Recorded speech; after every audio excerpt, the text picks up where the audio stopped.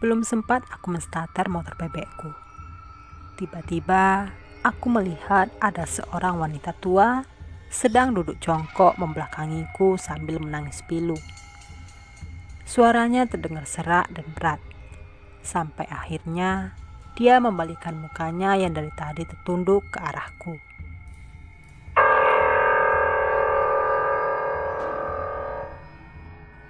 Hai semua, namaku Ilham. Aku bekerja sebagai penjaga stand minuman di Batam. Aku bekerja dari mulai jam 9 pagi sampai jam 9 malam. Bahkan terkadang bisa lebih, tergantung ramainya pelanggan yang berkunjung. Bulan 12 1 tahun yang lalu, aku mengalami suatu hal yang naas yang memicu sebuah kejadian yang mengerikan bagiku, sekaligus menjadi sebuah pelajaran yang akan terus kukenang. Aku masih ingat betul saat itu adalah hari Sabtu di mana pengunjung kedai minuman tempatku berjaga sedang ramai pembeli. Maklumlah, sebagian pengunjungnya anak muda, ditambah lagi malam minggu yang memberikan angin segar tersendiri bagi mereka. Kulirik jam tangan yang kupakai, dan ternyata waktu sudah menunjukkan pukul 9:30 malam. Itu berarti sudah jauh melebihi dari jam kerja yang telah ditentukan. Tak lama kemudian, cuaca yang tadinya cerah tiba-tiba berubah menjadi gelap.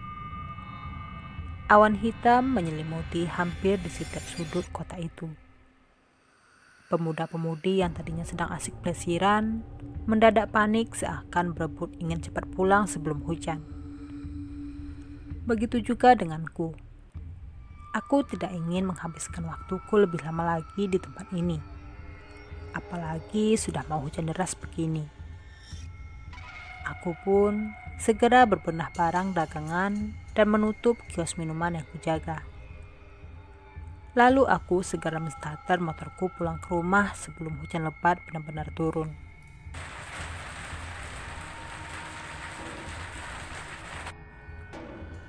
Beberapa tetes air hujan mulai menimpa badanku. Terasa dingin menusuk sampai ke tulang. Aku mulai memutar gas dan menambah kecepatan motorku. Hujan turun dengan begitu derasnya, sehingga tidak ada pikiran lain di benakku kecuali ingin cepat sampai di rumah. Tiba-tiba aku dikejutkan oleh seekor kucing belang coklat yang telah melintas menyeberang jalan.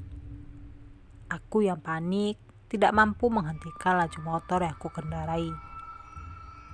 Hasil kucing itu terlindas oleh bermotor yang aku kendarai.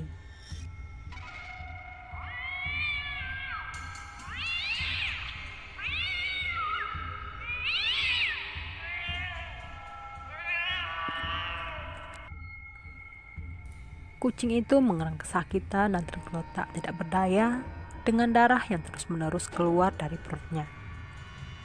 Di sisi lain, hujan turun semakin deras. Aku pun mulai memacu motorku kembali tanpa mempedulikan nasib kucing yang telah kutabrak tadi. Sesampainya di kosan, aku langsung membersihkan badan. Dan setelah itu, aku menyeduh secangkir teh untuk menghangatkan badanku. Namun tiba-tiba saja, aku terus teringat dengan kucing yang baru saja aku tabrak tadi. Sadis memang, apalagi kalau kuingat waktu itu, kucing tersebut menahan kesakitan. Tidak sampai hati rasanya aku melihatnya. Tapi ya mau bagaimana lagi, keadaanlah yang membuatku begini, kataku dalam hati. Entah kenapa, malam itu terasa begitu panas dan gerah. Waktu sudah menunjukkan hampir pukul jam 12 malam. Tapi aku belum juga bisa tidur. Padahal besok aku harus kembali bekerja.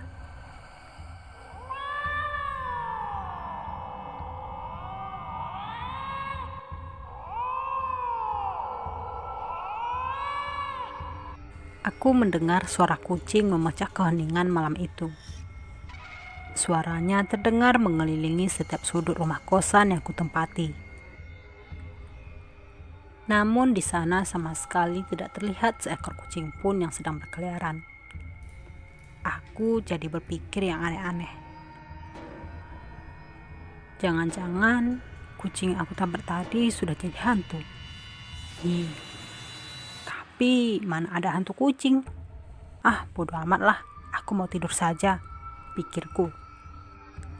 Aku yang sudah kelelahan mulai membaringkan badanku di atas kasur. Sesekali terlihat kilatan-kilatan petir dari salah satu genting kaca di kamarku.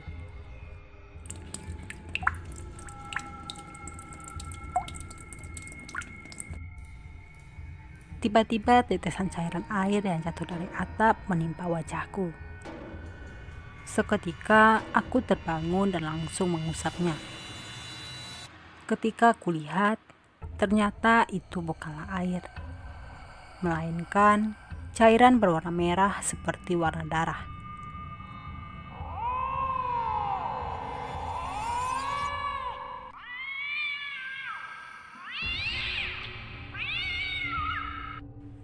Tiba-tiba saja dari genting kaca atap kamarku, terlihat seekor kucing sedang mengintip. Ya, aku masih ingat benar kucing itu. Kucing dengan bulu putih dengan belang kecoklatan, hampir menutupi separuh wajahnya. Tidak lain, itu adalah kucing yang kutabrak tadi dengan darah yang terus keluar dari mulutnya. Dia seakan tersenyum mengintip. Sorot matanya yang menyala kuning dengan tatapan tajam. Seketika aku melompat ketakutan menuju ke ruang tamu.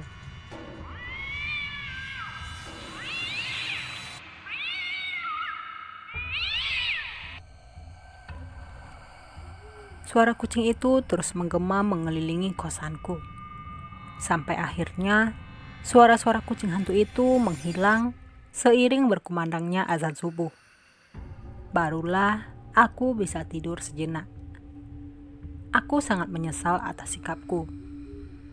Sebelum berangkat kerja, aku menyiapkan sesobek kain berwarna putih. Lalu aku mengendarai motorku dengan perlahan sambil mengingat di mana posisi kucing yang kutabrak semalam. Tak menunggu lama, aku menemukan kucing itu telah gepeng terlindas kendaraan lain yang melintas. Sebagai bentuk penyesalanku, aku pun memungut jasad kucing tadi dan membungkusnya dengan kain putih yang telah kubawa. Aku berjalan menuju ke sebuah kebun yang tak jauh dari tempat itu.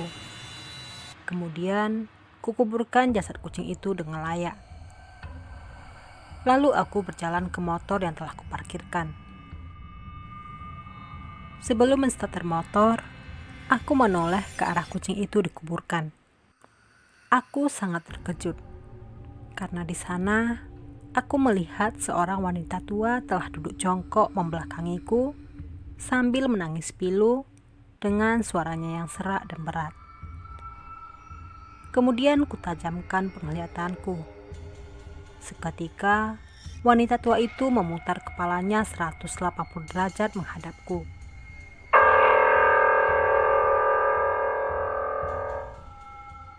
Sambil berkata, "Terima kasih," ucapnya. Wajah wanita tua itu ternyata belang. Sebagian berwarna putih dan sebagian lagi berwarna kecoklatan. Sangat mirip dengan bulu kucing yang kutabrak semalam. Aku yang ketakutan segera menancap gas motor yang kukendarai. Memang setelah itu tidak ada lagi gangguan yang kualami. Tapi halhasil, badanku jadi demam dan menggigil akibat kejadian tersebut. Sosok itu masih membekas jelas di benakku. Setiap kali pulang kerja, aku mencari aman dengan mengambil jalan memutar. Seumur-umur, baru sekali ini aku bertemu dengan setan kucing. Lucu, sekaligus menyeramkan. Tapi itulah yang terjadi kepadaku. Terima kasih buat teman-teman yang sudah bersedia mendengarkan pengalaman hororku.